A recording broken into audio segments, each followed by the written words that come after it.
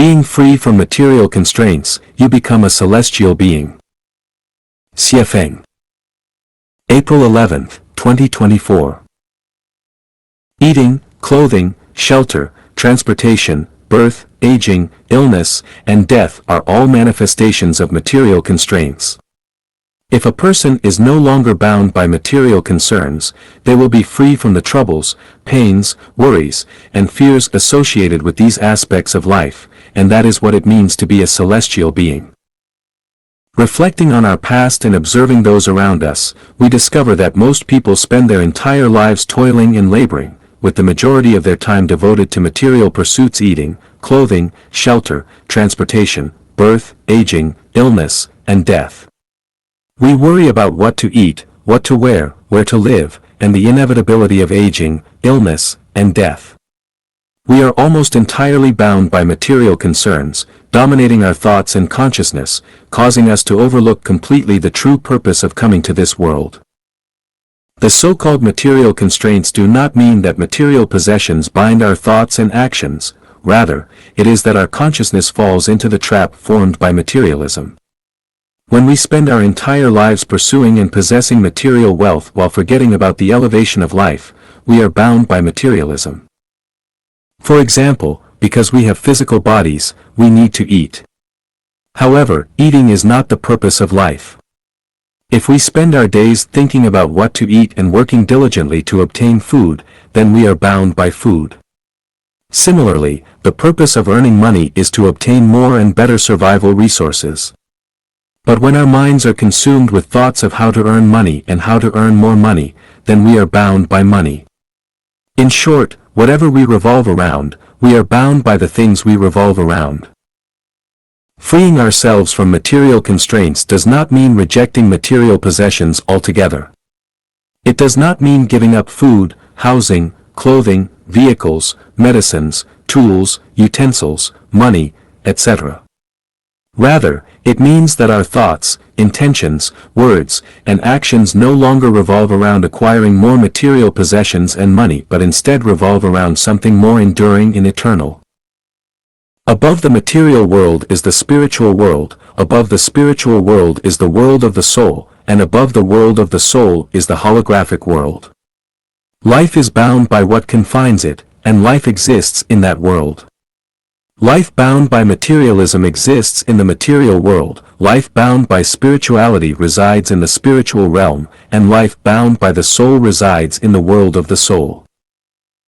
People live in the material world, celestial beings reside in the spiritual realm, super-celestial beings and Buddhas dwell in the world of the soul, while gods and the greatest creator inhabit the holographic realm. To become a celestial being, one must break free from material constraints and enter the spiritual world. To live in the spiritual world, one must possess nothing and no longer toil and labor for more and better material resources. In fact, there are many people in today's world who live in the spiritual world. Artists and scientists, for example, truly live in their artistic creations and scientific explorations, rather than in the pursuit of money and material goods. Monks and nuns in monasteries and Buddhist temples also live in the spiritual world. In the current space-time, almost all the Chanyuan celestials of the second home live in the spiritual world. They also strive to create material wealth, but this kind of creation is purely a natural behavior and an adjunct to life, not for the purpose of acquiring material wealth. Living in the spiritual world does not mean completely giving up the enjoyment that material possessions bring.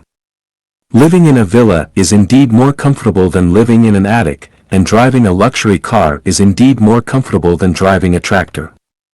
However, the greatest difference between life in the spiritual world and life in the material world lies in the fact that when people living in the material world live in a thatched hut, they will feel pain and anxiety because society's common values admire those who live in villas and look down upon those who live in thatched huts.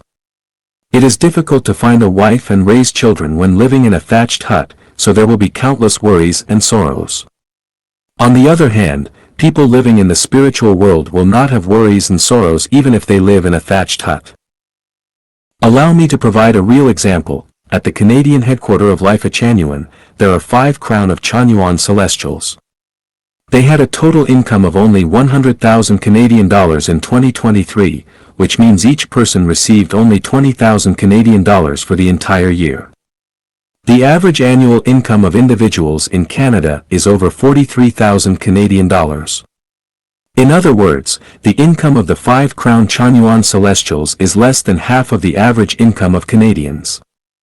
Now, ask yourself, are those Canadians who earn over $40,000 a year living comfortably, or are the residents of the life at Chanyuan, who earn only $20,000 a year, living more freely and contentedly? The answer is obvious. If a person earning a monthly income of less than $2,000, especially if they are renting a house, would find it difficult to survive. For example, in Vancouver, the monthly rent for a one-bedroom apartment is no less than 1,600 Canadian dollars. If you earn 2,000 Canadian dollars a month and pay 1,600 Canadian dollars in rent, how can you live? However, the 5 Crown Chanyuan Celestials each receive only 1,660 Canadian dollars per month, and not only can they survive, but they also live very comfortably and freely. This stark difference illustrates the vastly different situations between people living in the material world and those living in the spiritual world. In fact, people living in the spiritual world often enjoy more material comforts than those living in the material world, which is the secret behind the higher quality of life and taste of celestial beings compared to ordinary people. This is the principle that unselfishness leads to self, and selflessness leads to fulfillment.